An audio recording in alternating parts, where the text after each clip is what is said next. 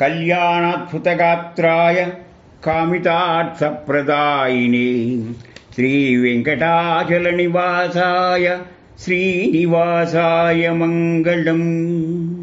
శ్రీనివాసాయ మంగళం.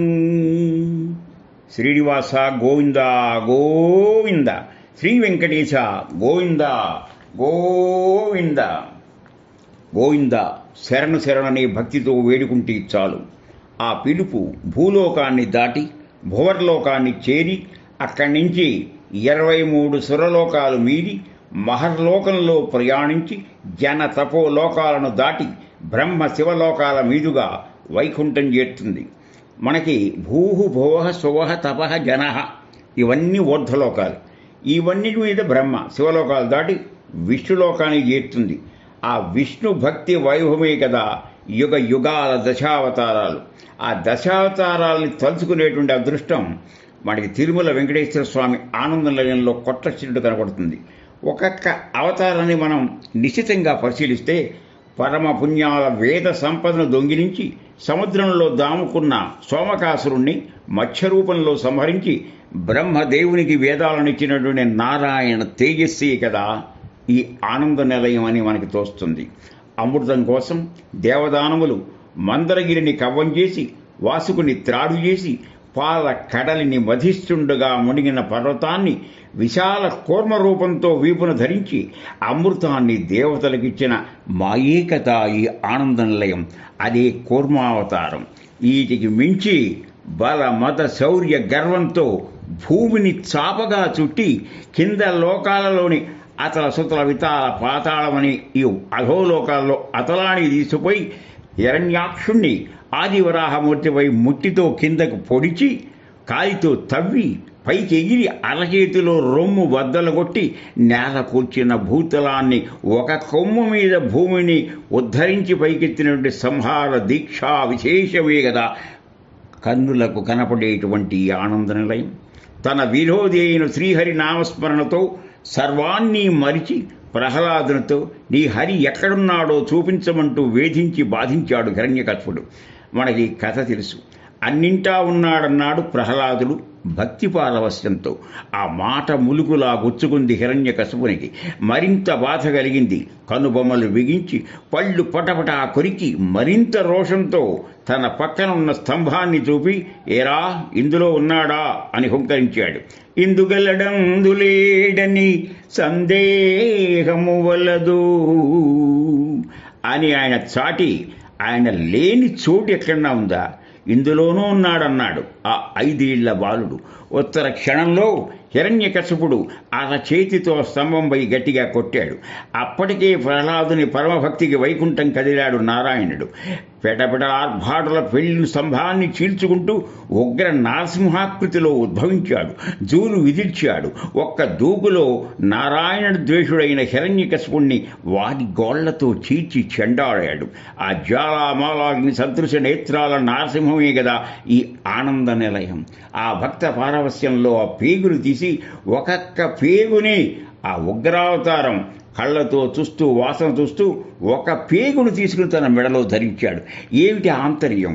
ఆ యొక్క భయానక పరిస్థితికి భార్య అయిన లక్ష్మి వీరించి బ్రహ్మ శివుడు తదితర ఇంద్రాదులు కూడా దూరంగా భయకంపితులై వెళుతూ ఉంటే ఆ కన్నాన్ని తీసి కళ్ళు కద్దుకుని మెడలో వేసుకున్న దానికి అర్థం ఏంటంటే పేగులంటే ఆంత్రమాలలు. ఆ పవిత్రమైన ఆంత్రమాలలో ఆయనకి ప్రహ్లాదుని పుట్టించిన వీర్యకణం దొరికిందిట. అలాంటి పరమభక్తుడు జన్మక కారకుడైనటువంటి ఆ హిరణ్యకశిపుడి యొక్క పేగుని మెళ్ళలో ధరించాడు కనుక ఆయన్ని ఆంత్రమాలాధారి అన్నారు.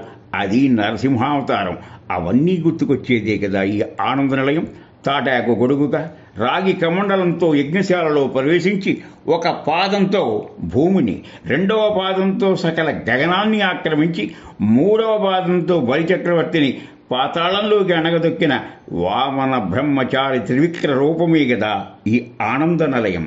ధర్మ మార్గం తప్పి దురహంకారంతో పెట్టరేగిన రాజ్యవంశాల పాలిట కాలరుద్రుడై 21 సార్లు వెతికి వెతికి గండ్ర గొడ్డలితో తెగ నరికి భూమిపై రాజరికం లేకుండా చేసిన పరశురామ ప్రతీకార శౌర్యం ఆనంద నిలయమే కదా.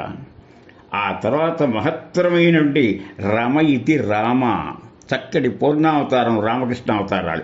1000 మదపటేనుగులని ఒక్క చలపు సరిచి కిక్కురమనకుండా చంపేసే తాటకను ఒక్క బాణంతో పొడగొట్టి, మారీచ సుబాహులను మట్టుబెట్టి, పరస్త్రీలను బలాత్కరించిన పాపంలో పండిన రావణుని తలలో నేలపై దొల్లించిన నీల మేఘశ్యాముడైన శ్రీరామచంద్రుని ధనుష్ఠాంకారం ఆనంద నిలయమే ఓంకారానిదే కదా. అంతకు మించి రాక్షస శిక్ష కోసం, భువన రక్ష కోసం, లోకక్షేమం కోరి ఎదుకులంలో ఉదయించి పెరుగు కుండలు పగలగొట్టి కంసుణ్ణి పడగొట్టి కౌరవుల వల్ల నానాయాతనలు పడ్డ పాండవుల పాలిట పరమకారుణ్యమూర్తిగా నమ్ముకున్న అర్జున రథానికి సారథిగా జగన్నోట సూత్రంతో గీతా దర్శనం చేయించి శ్రీకృష్ణచంద్రుని విష్ణు మాయా కేంద్రం ఆనందనిలయమని వేరే చెప్పాలా? యదా యదా హి గ్లానిర్భవస్య అభ్యుత్థానమధర్మస్య తదాత్మానం సృజామ్యహం. ఆనాటికి ఈనాటికి ఈనాటికైనా భగవద్గీత పరమ పావనోపేత గ్రంథం. అది జీవన సమస్యలన్నింటికీ పరిష్కార మార్గమే గీత. అది భగవద్గీత. మనిషి ఎలా మెలగాలి, ఎలా తిరగాలి, ఎలా ఉండాలి, నిరతిశయానందం, శాశ్వత దుఃఖాన్ని దూరం చేసేదే భగవద్గీత పరమ పావనోపేత అనేటువంటి ఆ కృష్ణ గీతామృతం ఆనందంలోకి రాగానే గుర్తుకు తెస్తుంది. అది కాక ఇక 9వ అవతారమైన బుద్ధావతారంలో గంభీర సాధనలో నిమగ్నమై ప్రపంచం మూల మూలలకు ధర్మస్వరూపాన్ని పవిత్ర ఆచరణ ద్వారా చాటి చెప్పిన బుద్ధ భగవానుని అద్భుత సర్వశక్తివంతకు ఆనందనిలయే మూలాధారమని చరిత్ర చెబుతోంది. ఇలా 9 అవతారాలు గడుస్తూ ఇక మహర్షులకు తెలుసు కానీ మనకింకా రాలేదనే భావనలో ఉన్నాం. కానీ అంతకుముందు దాన్ని చవి చూసిన వాళ్ళ యొక్క ఋషుల యొక్క దర్శనంగానే ఆ యొక్క కలిలో ఆ కలి నుంచి విముక్తులు చేసేటువంటి కల్కి అవతారం కూడా రాబోతుంది. అది ఎలా ఉందో కూడా మనకి సూచించారు.